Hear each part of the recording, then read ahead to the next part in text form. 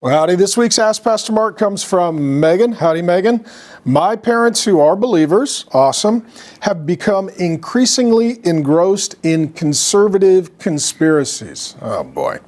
I am not clear what could be true, but I can easily identify that they are not embodying the Spirit of Christ as they dive deeper into their beliefs. How do we as Christians process these things? I know this world is crazier and getting crazier, fully agree with that, but how do we sort out the truth confidently and deal with those that hold so firmly to them? Well, here's the big idea. We do live in this crazy age where those who are on the right don't trust the left, those who are on the left don't trust the right.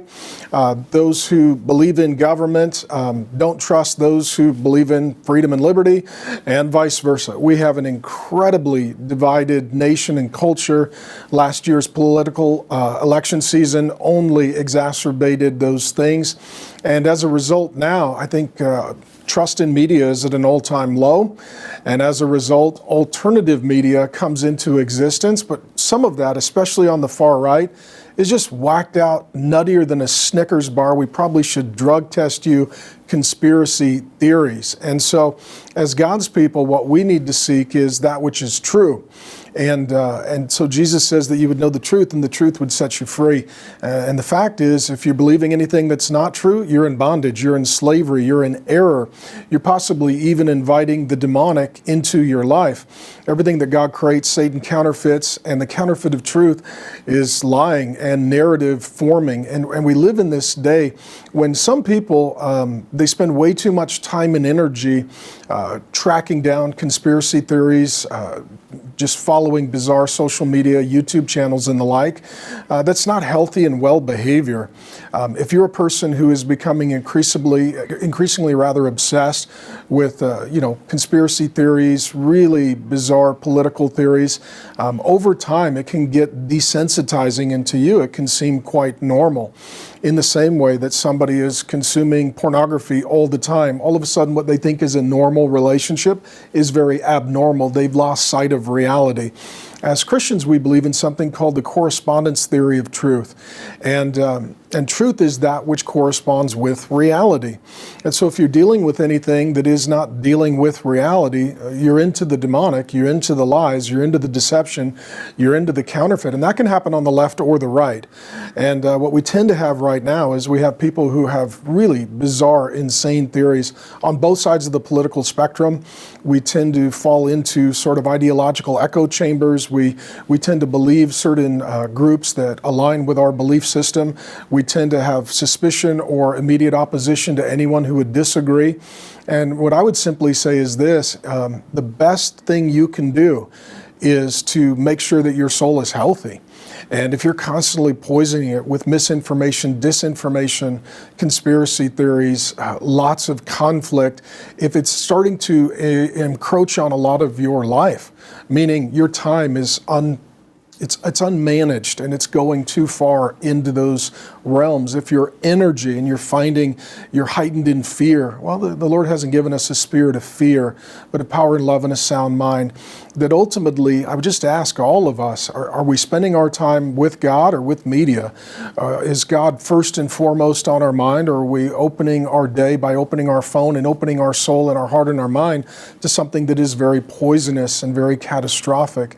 And at the end of the day, I think the thing that concerns me the most is just it causes people to be, quite frankly, just unhealthy, emotionally, spiritually unwell. I personally know people that I love and I believe that they're believers, but they believe some crazy conspiracy theories. As a result, they've isolated their family, they've declared war on things that are not issues that should be divisive. Some have re-architected their entire family system or fled to the mountains or sought to just eliminate themselves from culture and currency and politics and community altogether.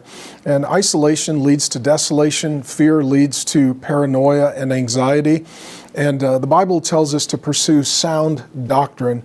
And that word in the Greek text for sound is really healthy. And so is it making you more healthy? And sometimes you say, well, is this right? Is this wrong? Is this true? Is this false? I would just shift the conversation to, is it making you healthy or sick?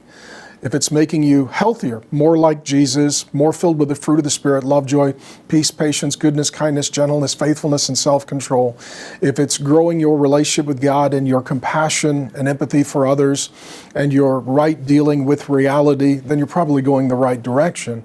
If it's causing you to be unhealthy, unwell, to be sick, to be poisoned, and let me say that sometimes we're not the best person to make that decision. Sometimes you need to get with a good Christian counselor or a pastor or a really high, trustworthy, wise counsel believer and ask, am I healthy? Am I getting better? Am I getting worse? Am I getting more filled with faith or more filled with fear? Am I demonstrating the fruit of the Spirit, or is my life rather increasingly demonstrating the works of the flesh? A lot of bitterness, acrimony, judgment, fear, self-destructive behavior. Then really what I would want for you, because I love you and I'm a pastor, is ignore all of that and just pay attention first and foremost to your own soul. Am I pursuing sound doctrine, that which is healthy, or am I pursuing things that are causing me to be sick? And if you're getting sicker, then the sad thing is that all of the conflict and all of the death and all of the conspiracies and all of the head-on collisions that we're seeing online are now impacting your soul, which means if you're not healthy, you can't be a great Christian. If you're not healthy, you can't be a great spouse. If you're not healthy, you can't be a great parent. If you're not healthy, you can't be a great friend. And I would just say put health at the top of your priority scale: emotional, mental, physical, spiritual health, and well-being. And lastly, I would just say the more time that you spend online, the more time that you spend chasing down rabbit trails and considering conspiracy theories, the sicker, the darker things will get, and the worse, quite frankly, you will be. And because I'm a pastor and I love you, I would just ask, don't trust your own judgment. Find healthy people who know you and love you. And just like you would go to a medical doctor and say, do I seem sick or healthy to you? Go to somebody who has a really healthy lifestyle and just ask them how you're doing, and whether as a result of consuming this kind of content, whether you're getting better or worse. And if you've got a question, send it into hello@realfaith.com. We love you and we're here to serve.